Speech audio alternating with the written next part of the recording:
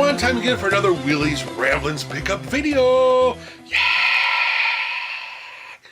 Well, today is marking the first day of my 2-week vacation.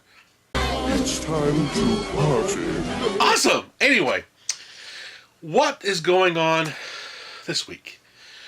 Well, I saw some news last night, as a matter of fact, that I guess Bridge Direct actually released another wave of those little mini-cades.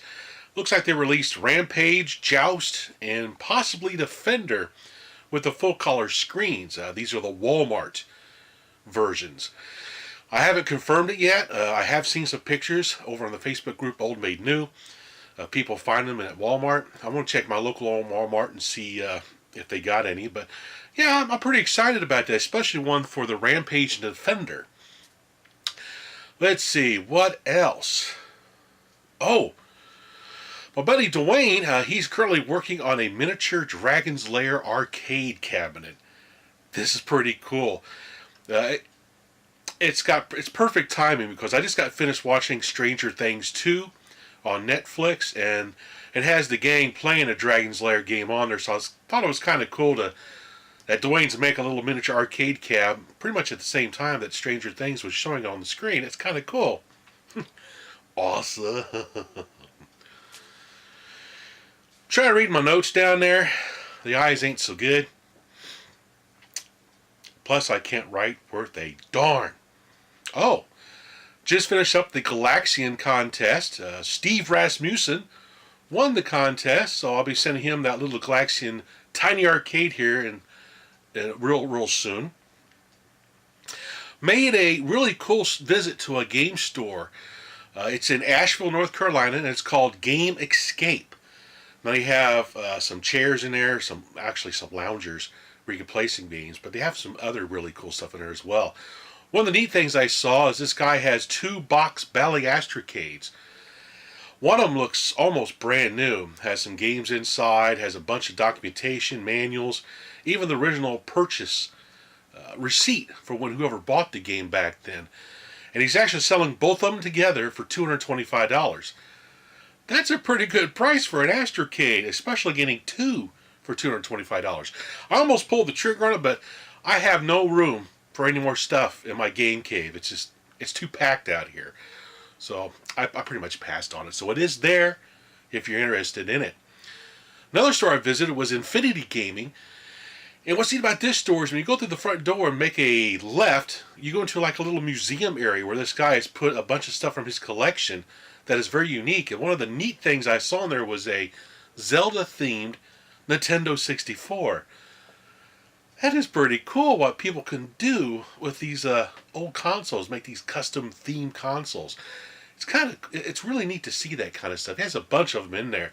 So if you're ever passing through Hickory, North Carolina, stop by and give the store a visit. It's actually a really nice store.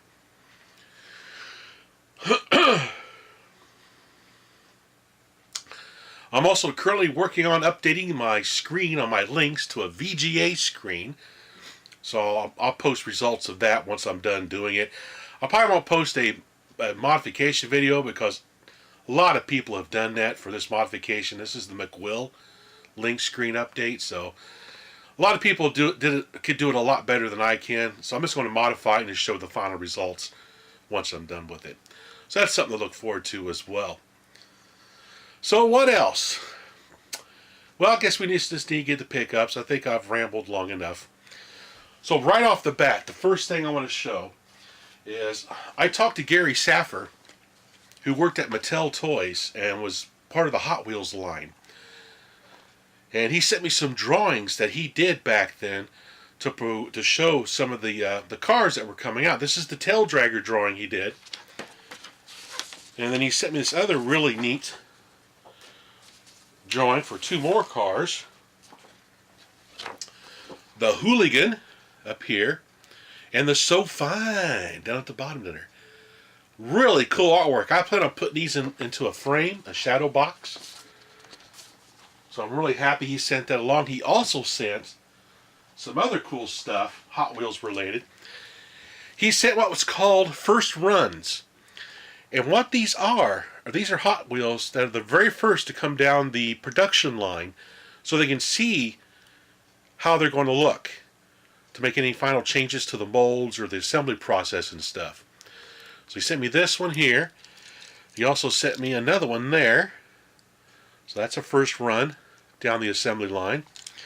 And then he sent me a body from a tail dragger. That was the first run. Awesome. I'm really happy to have this in my toy collection. And not only that, he also sent along a signed tail dragger. See it right there. Barely can see it right there. Actually, I've got two of them there. So one of these I'm going to use as a prize for the Toy Tune podcast. So I know there's a lot of Hot Wheels collectors out there that might like to have a signed copy of the guy who actually designed this little car to be made. Pretty awesome. What else we got here? Oh, I visited my buddy out there in Maryville, Tennessee, Retro Artifacts. Really awesome store. If you're ever out there, you really need to visit this store. Found me a GB Color Game Boy. This is the Chinese knockoff that actually has a full color screen on it that is backlit. And it comes with built-in games, classic Game Boy and Game Boy Color games. Plus it has a cartridge port on the back to play regular Nintendo games. So this is freaking pretty awesome. Pretty happy to get a hold of this. I'll be doing a video on that in the near future. For a friend of mine who collects Coca-Cola stuff, I found her this really neat little wind-up toy that's Coca-Cola themed. Has a little bear up there that flies.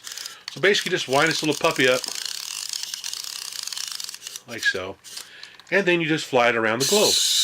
Up and down, the flying machines, they go up, they go down, down.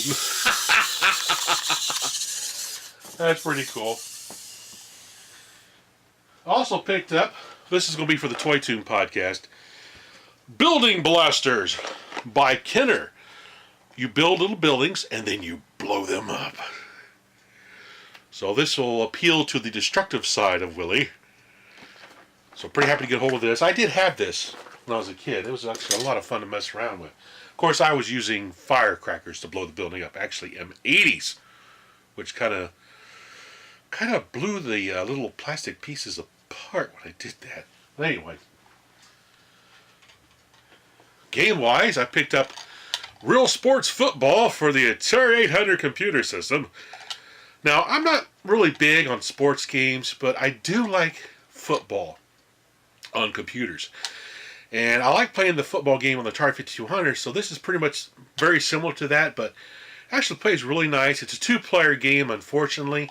I wish you could play against the computer, but still, it's still a neat game to have in my Atari 8-bit collection. I also picked up, to fill in letter Z on the favorite ABCs of Willie's favorite Atari 2600 games, I picked up Zaxxon, Complete in the Box. Well, it's not actually complete because it's missing the instructions. Dang it. So I gotta find a set of instructions to put in the box before I do the video when I get to the letter Z.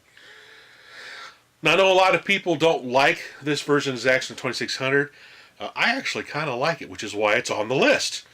That, and I think it's the only letter Z Atari game, too. But I do actually like it. When I came home from my last business trip, I found a surprise.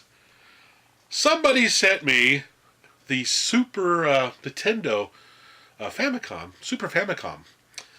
This is like the Super Nintendo we got in the States, if it has the Japanese packaging. It looks like the Japanese Super Famicom, which I love. The Japanese box art for the Super Nintendo. I've got the Famicom Mini up there on the shelf, so this is going to go really nice with that.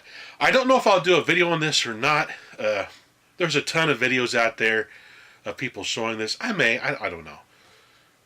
I'll let you guys decide if you want me to make a video on this thing or not. But it does have the Star Fox 2 ROM in there, which I like the Star Fox game on the regular Nintendo. So I was pretty happy to get this. Man, whoever sent this to me, thanks a lot. I really appreciate it. It's awesome. And Another pickup I had was, what is this? The Quest for the Rings for the Odyssey 2.